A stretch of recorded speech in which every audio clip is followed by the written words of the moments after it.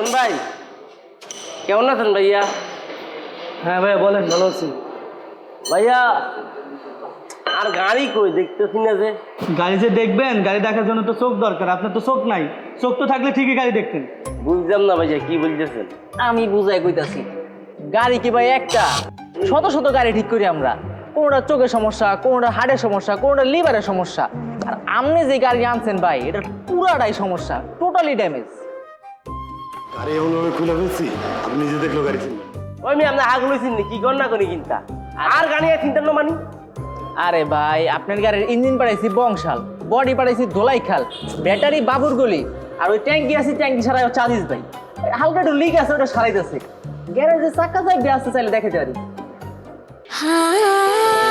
খাঁটি চন্দন, moisturiser, jasmine ও গোলাপের সৌরভে Sandalina so, রূপচর্চায় আভিজাত্য।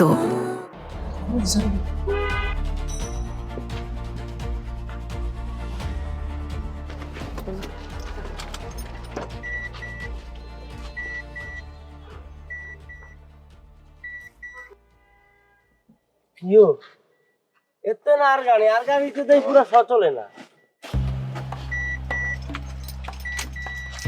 হ্যাঁ? কি অবরণ ভাই, আর গাড়িতে পুরো সচল।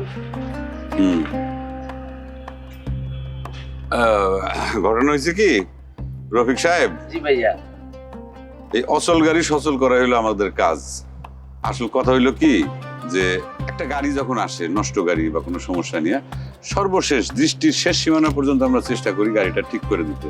তারপর একটা ট্রায়াল দেয়, গাড়িটা যখন স্টার্ট দেয়, সবকিছু ওকে হয়ে যায়, তখন গাড়ি নিয়ে সবাই চলে যায়। হ্যাঁ, ঘটনা হয়েছে কি তোমার মালিকও পুরানা, গাড়িও পুরানা।